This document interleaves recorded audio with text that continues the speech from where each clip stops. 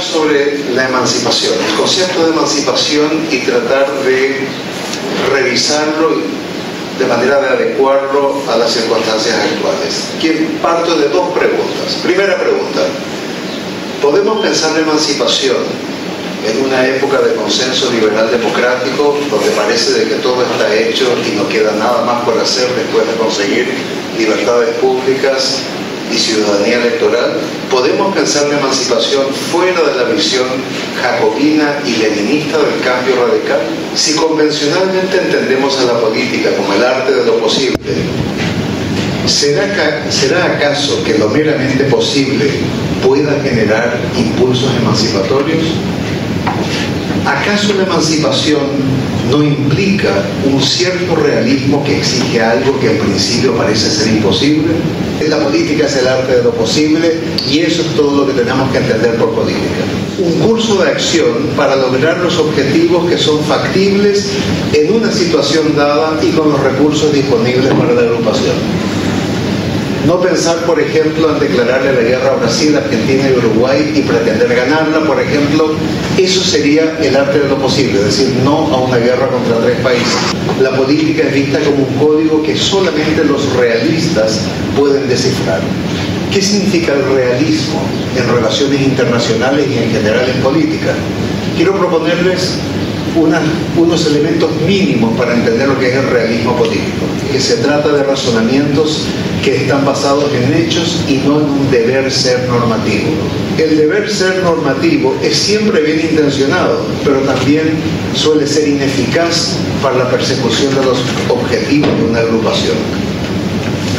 Tercero, el motivo por el cual no nos interesa a los realistas, yo no soy realista, pero que no le interesa a los realistas el deber ser, es porque en política hay intereses y hay principios, y por lo general los estados sacrifican los intereses en nombre de los principios. Los intereses que deben privilegiarse sobre los principios deben estar respaldados por la fuerza, o por lo menos por la amenaza de usar la fuerza. Tener ejércitos, el mejor ejército es aquel que jamás dispara un tiro, pero que tiene que estar disponible como disuasivo para aquellos que quieran atacar a un país soberano. Esas serían las coordenadas mínimas de un pensamiento realista en política. Privilegiar los intereses sobre los principios, subordinar el deber ser a los intereses y respaldar a los intereses con la fuerza o con la amenaza de usar la fuerza. El puntal básico de los realistas es que en política solamente hay hechos y no criterios normativos. Sin embargo, el primer problema es que el principio de evitar todo deber ser normativo es el supuesto normativo implícito de una teoría realista. En otras palabras, una teoría que proponga los hechos por encima de los principios está asumiendo como fundamento de su argumento el principio de evitar los principios. El arte de lo posible tiende a olvidar su deuda con lo imposible. ¿Qué es lo imposible? Una de las maneras de definir lo imposible es en el sentido común, como todos lo conocemos. Lo imposible es lo que nunca va a ocurrir porque jamás puede suceder. ¿Puedes prestarme 500.000 guaraníes? Imposible, no te lo voy a prestar. Lo imposible busca interrumpir lo dado para perturbar lo existente. Y lo imposible busca reivindicar en toda circunstancia que otro mundo es posible. ¿Qué es un código moral?